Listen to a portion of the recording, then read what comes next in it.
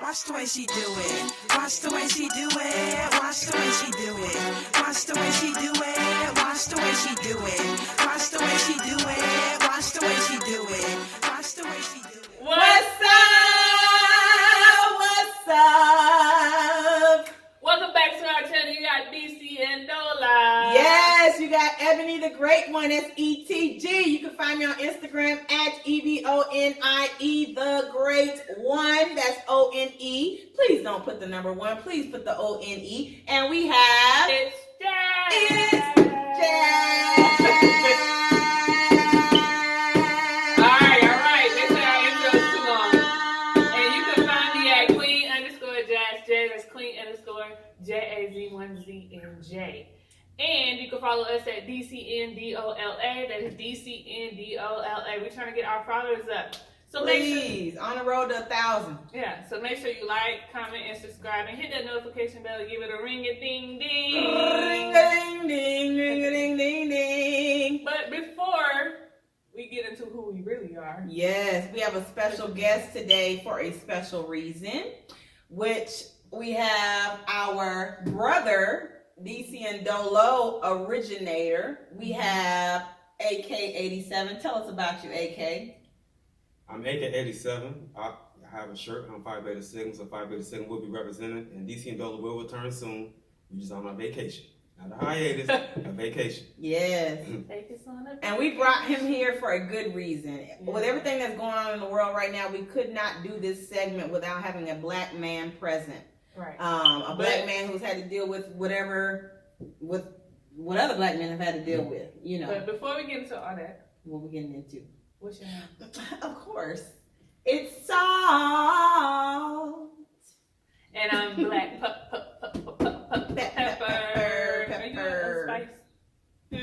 Are you gonna be a spice? He's going to be cinnamon spice. Cinnamon. Well, no, we can't say that. He's a black man. We call him seasonal. Adobe. Oregano. Okay, seasonal. All right, but on all seriousness, that was an introduction, and that's how we start things. But when we come to you today, not too happy about what's going on in the world.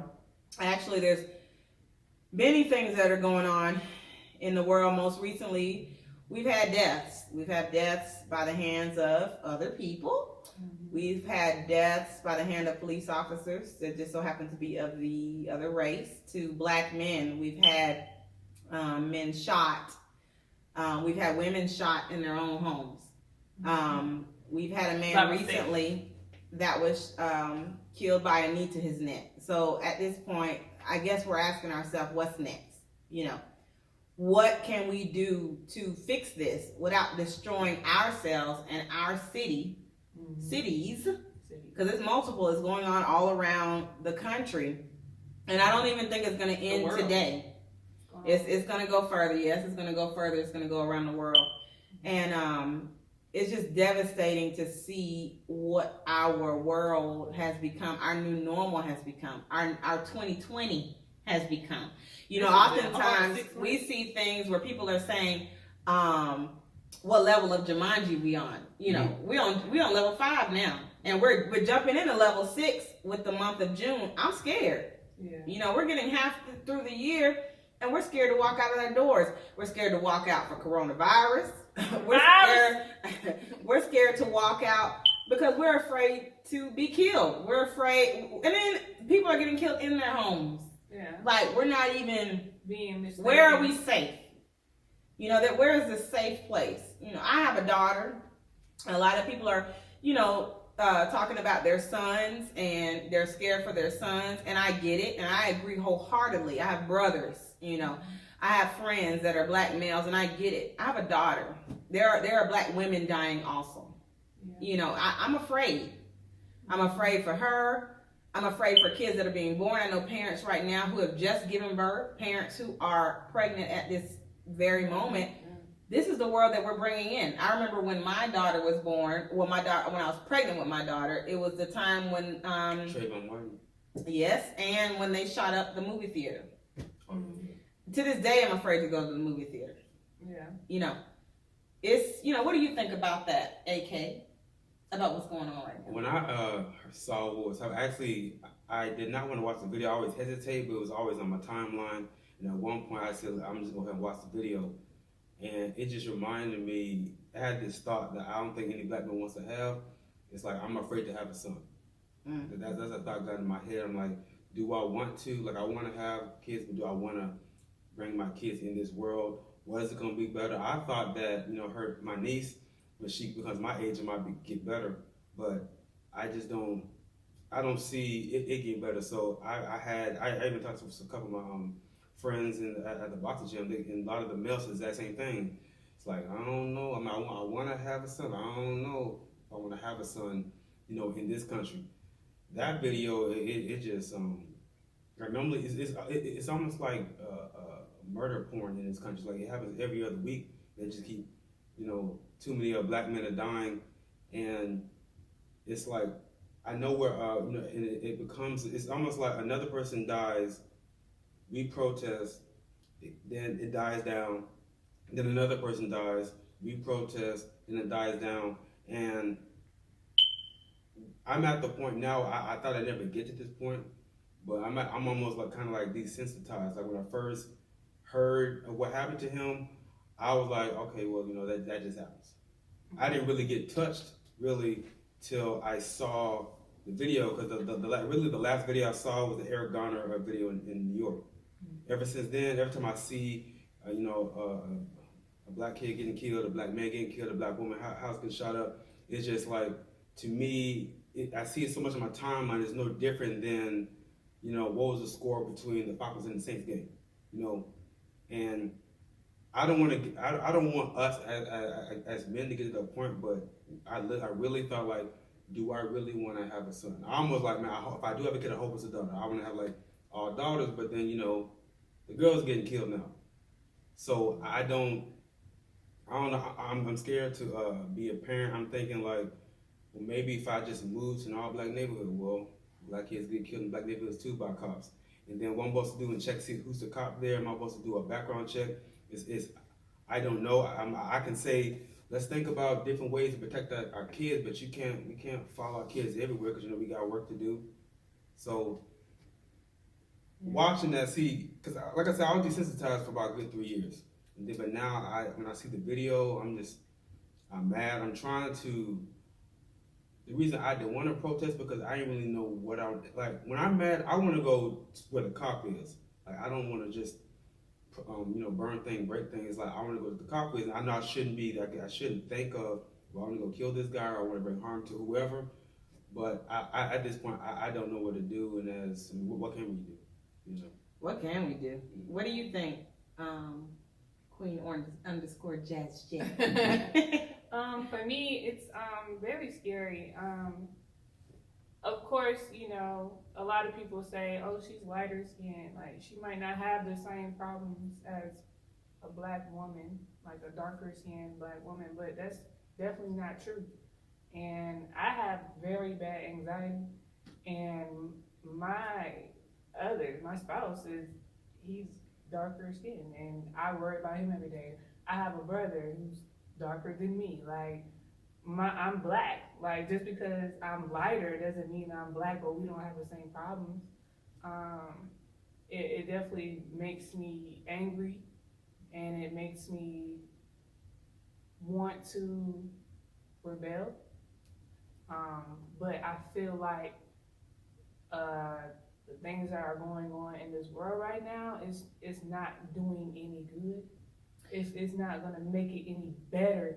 We have to find different ways to protest and to get our voices heard than just going into a mall and looting it, or going into Target and looting it. Like, I get it. People are angry. I'm angry. Everybody's angry, but there's better ways to handle your anger. Like, the same thing we teach our children. Like, we have to learn how to, handle our anger, and learn how to fight the right way, or learn how to, be better people. It's the same with everything. And I get it. Everybody's mad. I'm mad. We're mad. Like, we're all on one accord. But we just gotta look at the longevity of what's going on, and what can we do to make sure it doesn't continue. Right. And so with what's going on now, it is a lot of controversy around it. There are a lot of people that just don't like white people, period, because of what is going on. I'm not one of those. I believe that there's good in some and there's bad in others.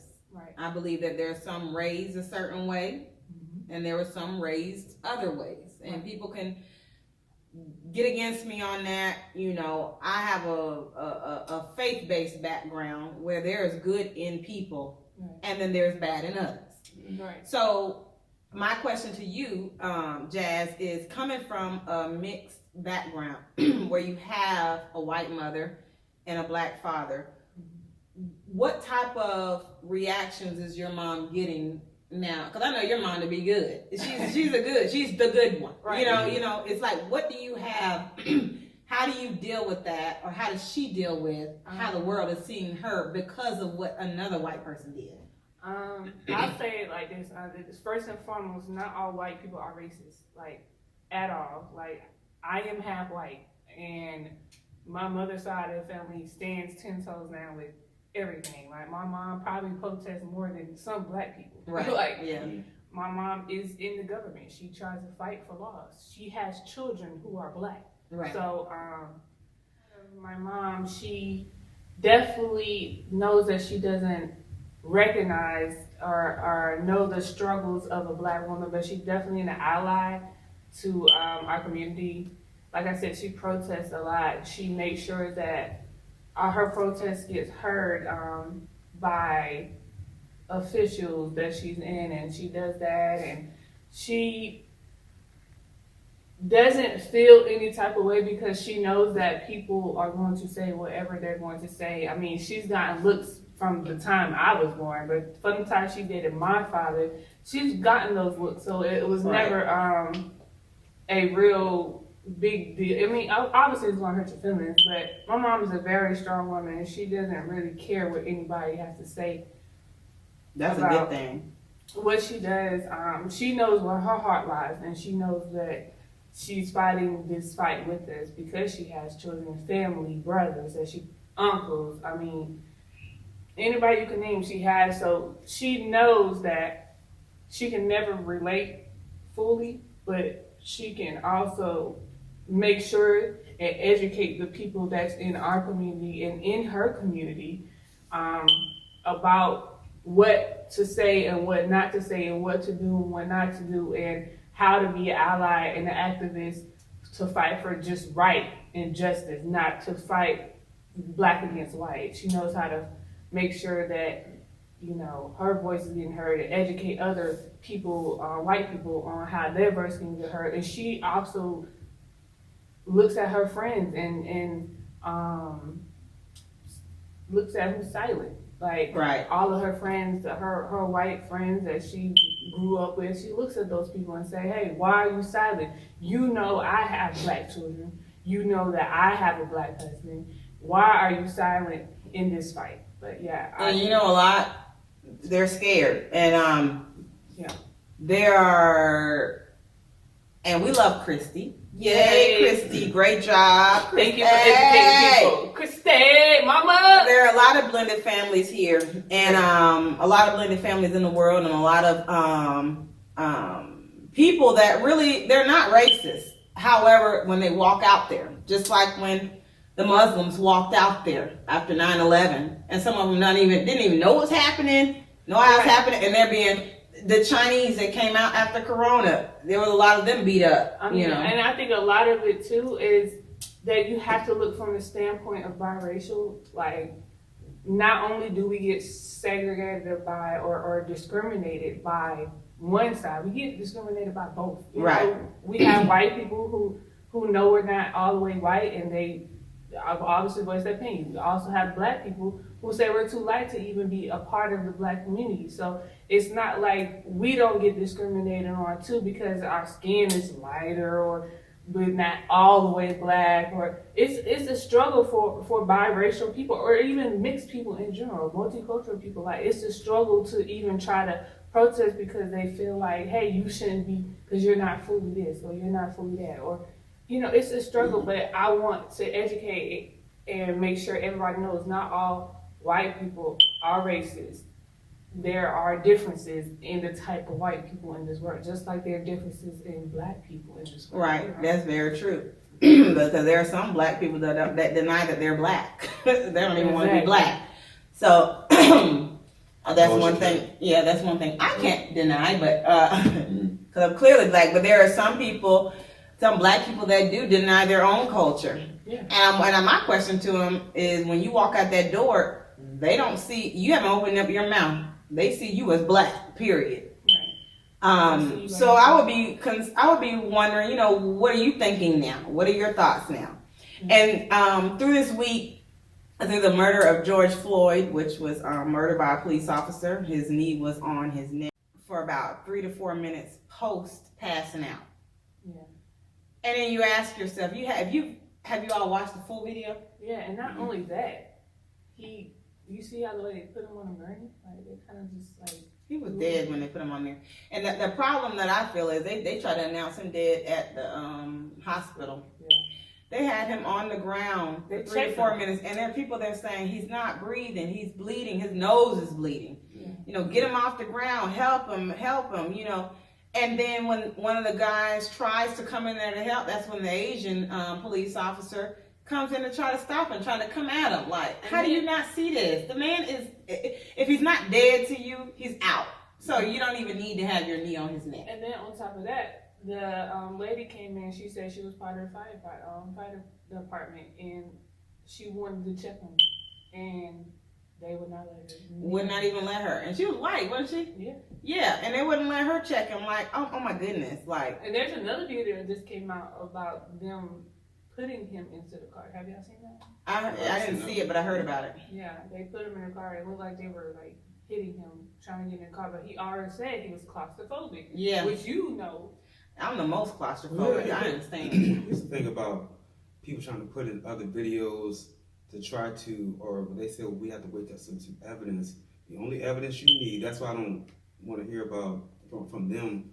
But if you look at this angle or you look at this video, let's get to the exact point. No, we're not talking about other evidence. We're talking about that cop, regardless of this other evidence that you want to put out there. The point is, that cop had his knee. We're going to stick with that. We're not going to talk about, I know that they're trying to do that, because they're trying to do with the other guy who got killed by, he was jogging, and try to call the other evidence, but no, not in this case. It's on video. That's why I think we should just let that be the center. So when they try to bring other elements in about what beforehand, that to me, no, we're going to talk about that cop killing that person. Right, because it doesn't even matter what happened before. It really doesn't matter. You sat there on his lifeless body for about 4 minutes. I can see if he was restraining. He was not restraining.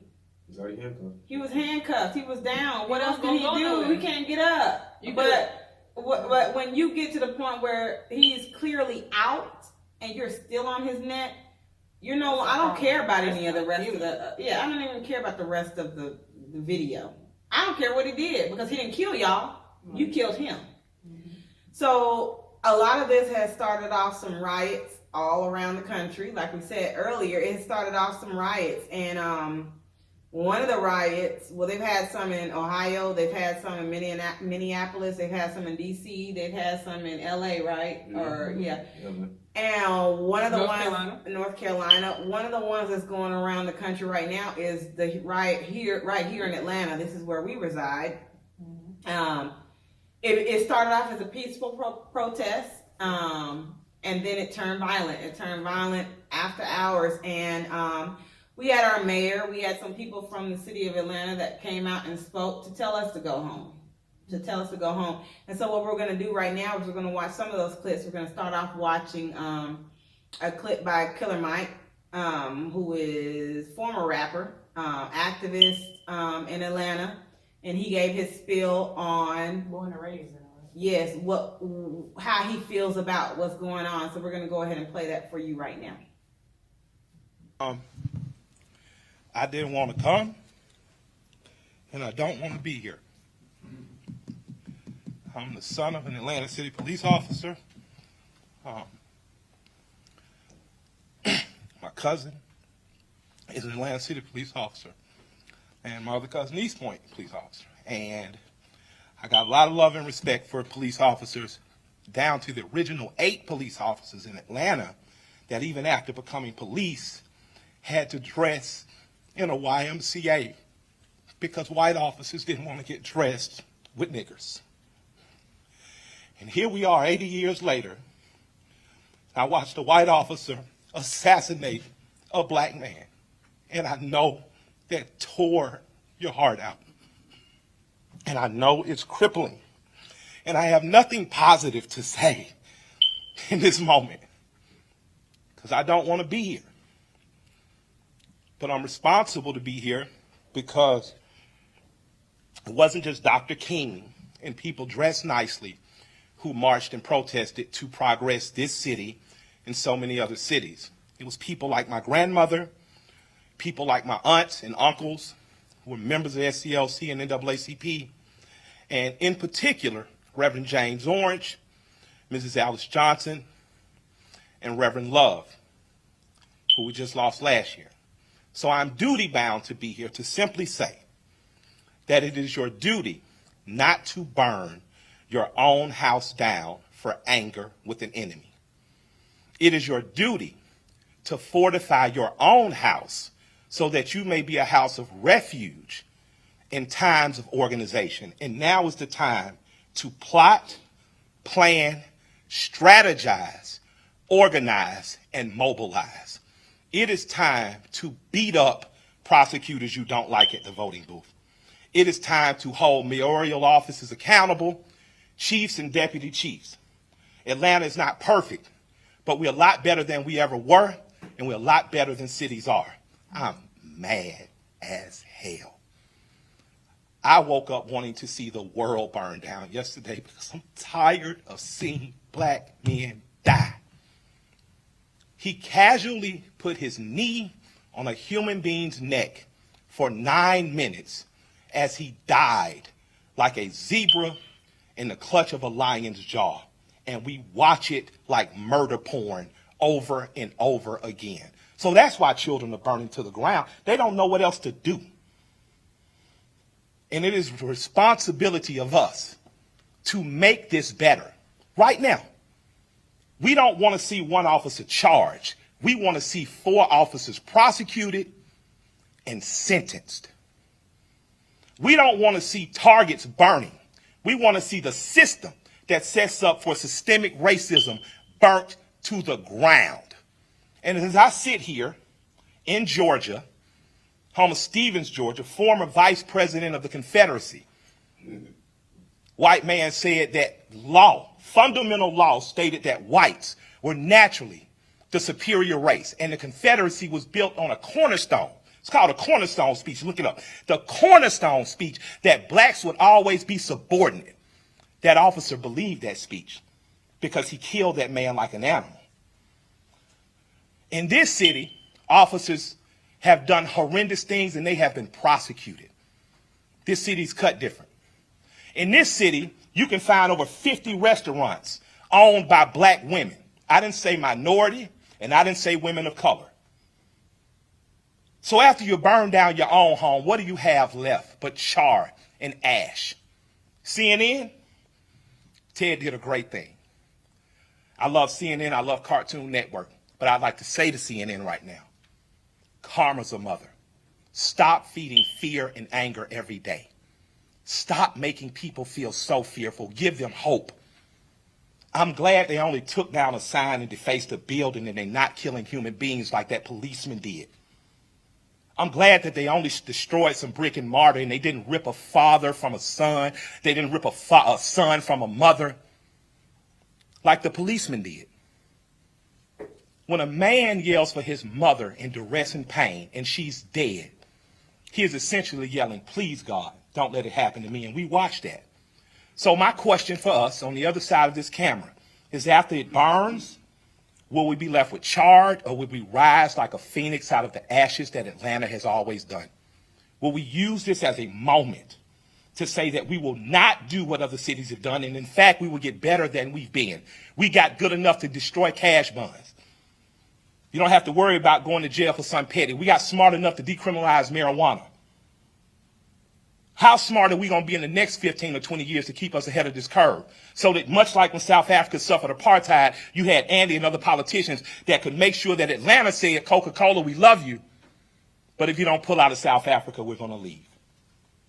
We're not going to drink Coca-Cola anymore. Coca-Cola jumped on their side and apartheid ended. So we have an opportunity now. Because I'm mad, I don't have any good advice. But what I can tell you is that if you sit in your homes tonight, instead of burning your home to the ground, you will have time to properly plot, plan, strategize, and organize and mobilize in an effective way. And two of the most effective ways is first taking your butt to the computer and making sure you fill out your census so that people know who you are and where you are. The next thing is making sure you exercise your political bully power and going to local elections and beating up the politicians that you don't like. You got a prosecutor sent your partner to jail and you know it was bullshit, put a new prosecutor in there. Now's your election to do it. You want a different senator that's more progressive, that pulls marijuana through, now is the time to do that. But it is not time to burn down your own home. I love and I respect you. I hate I don't have more to say. I hate I can't fix it in a snap. I hate Atlanta's not perfect for as good as we are. But we have to be better than this moment.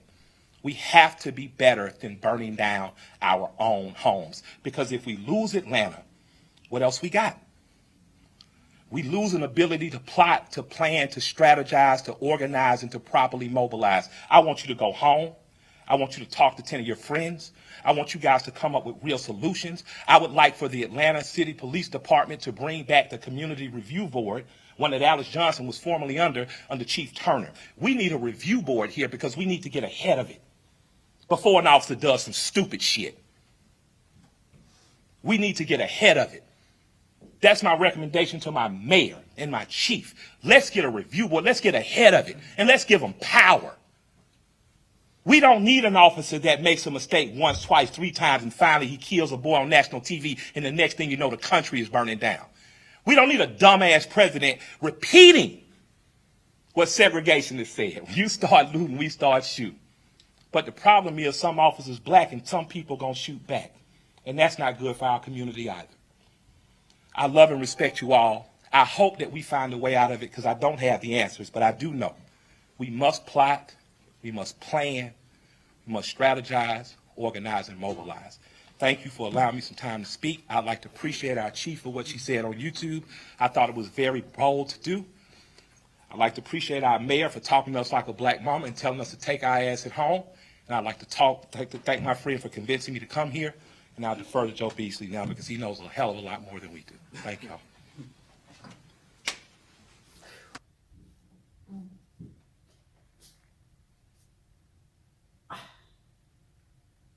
That was a powerful speech.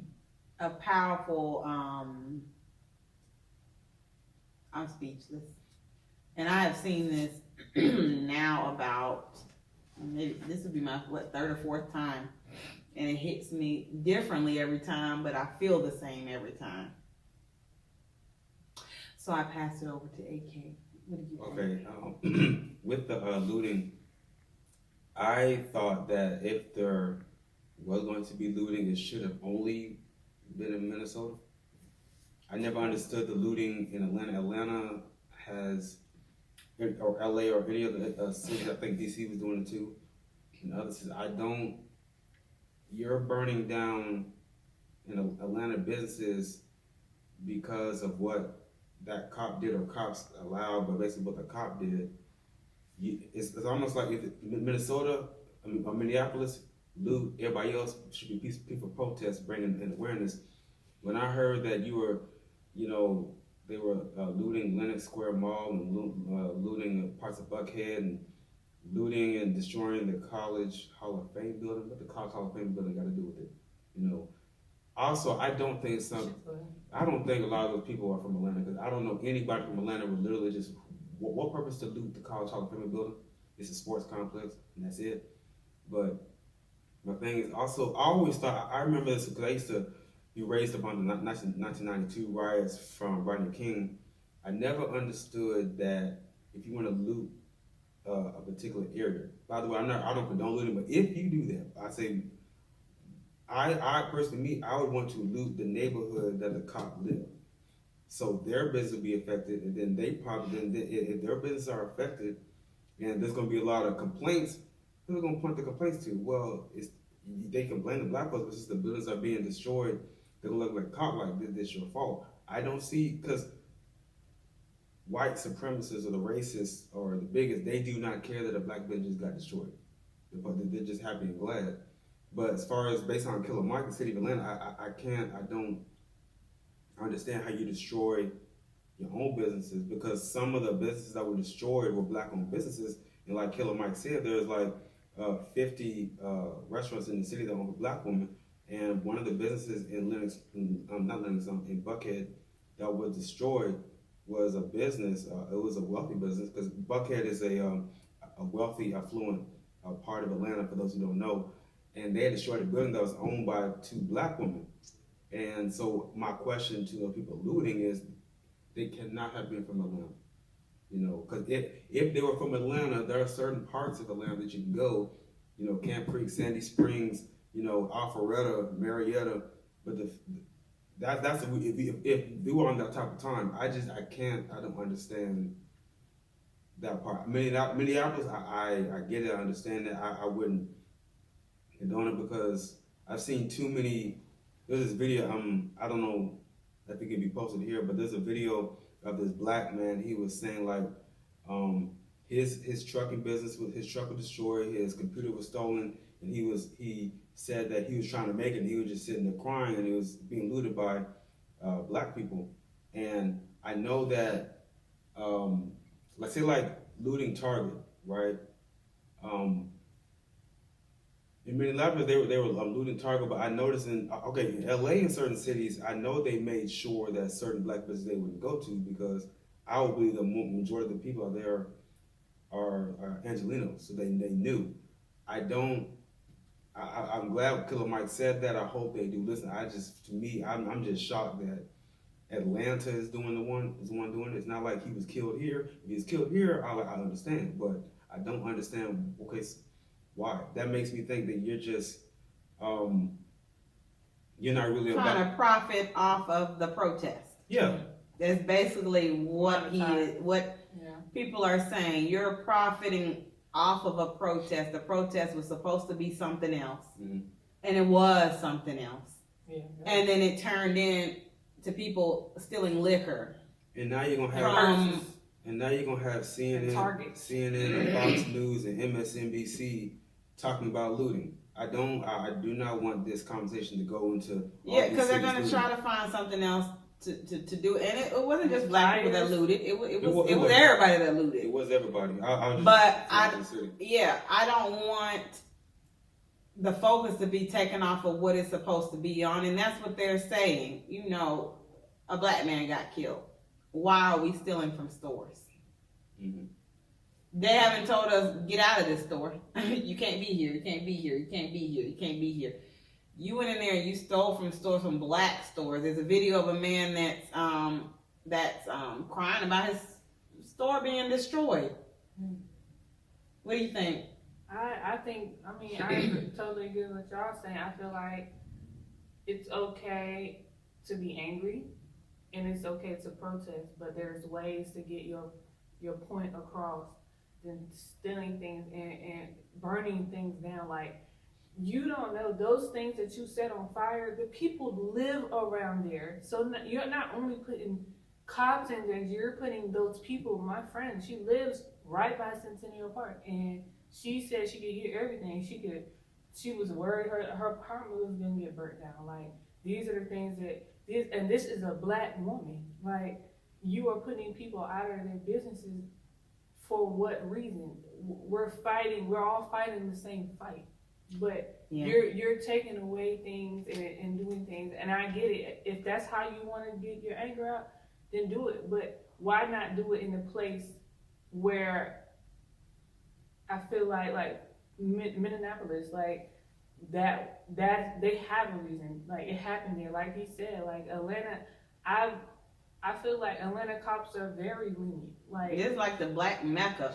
And then on top of that, like, they didn't even come to the hold protests with riot gear on. Like some stations would, some police stations would already come knowing what they're getting themselves. They came in not wanting to do anything. They let them throw knives at them, water at them. They didn't do anything. They just stood there until it got to the point where you started burning down cars. And you have no choice but to react. You have no choice, but then people want to get mad when they react. And then the governor sent in the National Guard down. But I want the people who are not from Atlanta to understand the city of Atlanta. What happened with our history, what happened with that guy in Minneapolis, we do have races that live here. We might have some racist cops that live here. But Atlanta is not really the place to try to use your power on us, because we will react too fast. That's what Killer Mike was saying. You bring up different scenarios. Since we put a lot of government workers in this city, since we put a lot of black people, push them in there, they will react fast. Because in our city, if we don't, I'll say it's almost like impatient in a good way. Like if you don't put in what we said, you claim you did, then it goes back to I think our first mayor, Mayor Jackson. Ever since then, they call it, like she said, it is the Black Mecca, and it's for that reason that our city, they wouldn't try that, because we got racists there, but they quiet in the cut because they know better. That's my point. Quite frankly, we're the majority. Yeah, we are the majority. This is just the city of Atlanta. Yeah, I mean, obviously in Georgia, it's outskirts. Yeah, but in Atlanta specifically, we are basically the majority. You have destroyed a home where people come to. Do you know how many people live in Atlanta that are not from Atlanta? Yeah, they come here for safety. They come here for a new start. They come here because they know they're going to be accepted. You know.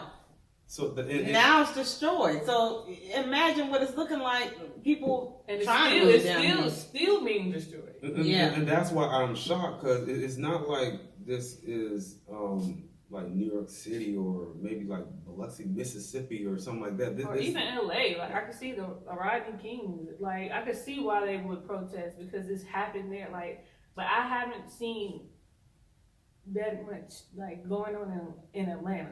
And people don't believe me when they come from different places like Louisiana, Alabama, and that they come to me and they talk like, you know, they talk really bad about white people and what they've done and all that, and they don't understand how I don't see it from where they're coming from. I don't see it because I don't see it. Like a perfect example, I think the last time something like this happened was there was a old lady. She was in the house, and a police broke into the house. She thought it was a gang member, so she started shooting at it to defend the house. The police officer shot back. She got killed.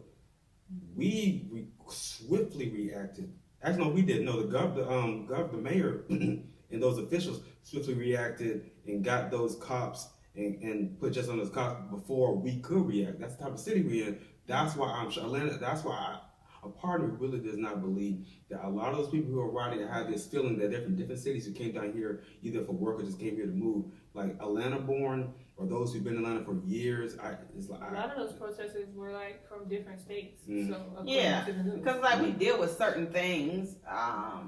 We deal with cops, but it is not because we're black or white or purple or pink or this and that. It's because our cops don't play. Yeah. At the end of the day, they're overly vigilant. They don't do petty things. Yeah, they will get anybody. If you're doing wrong, they're gonna get you. So, our mayor basically told us that night to go home. I was already at home. You know, I didn't put myself in harm's way. A lot of native Atlantans was at home. Yeah. She told us to go home, and they call her Mama Kiki because she basically said, get home. So we're going to play a clip from her, and then we're going to wrap it up. Above everything else, I am a mother. I am a mother to 4 black children in America, one of whom is 18 years old.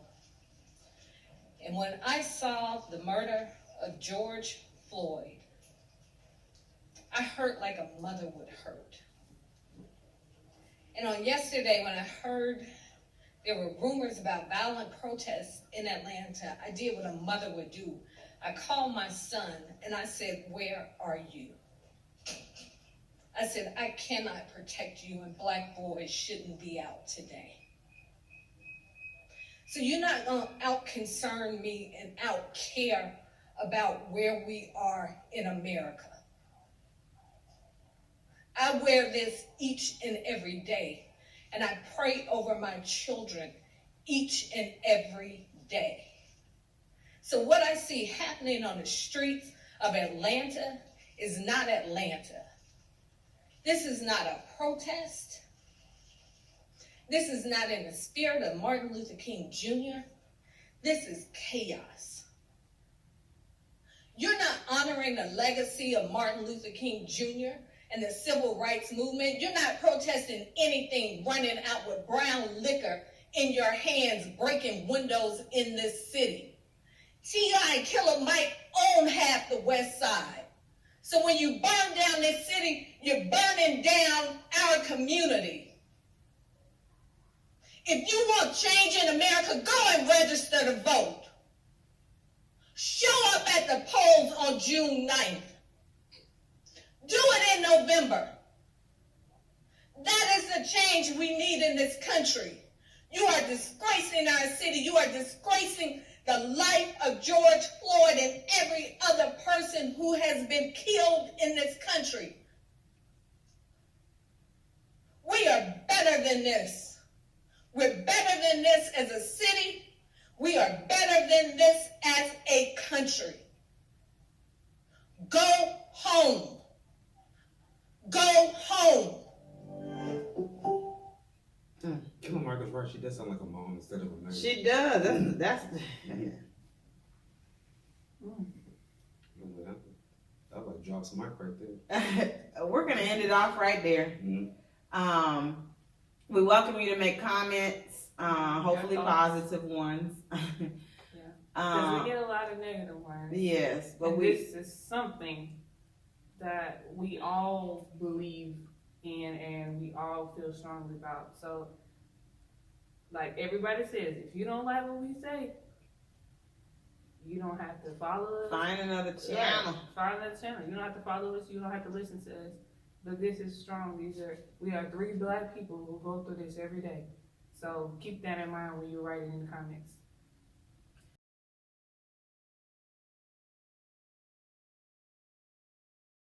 If you're ready to buy a new home this year, I've got great news for you. Mortgage interest rates are near all-time lows, plus I have lenders with plenty of programs that can help you out with your down payment, closing costs, and more. All you need to start is at least a 580 credit score, and you don't have to let student loans hold you back either. You can buy a brand new home like this one for around $1,100 per month, or we can work together to find a home that fits your budget and lifestyle this year. The bad news, however, is inventory is really low, and the best homes sell the fastest. So if you're planning on buying a home this year, why not start with me right now? Fill out the form here and we'll get started getting you pre-qualified and finding your next home in Metro Atlanta.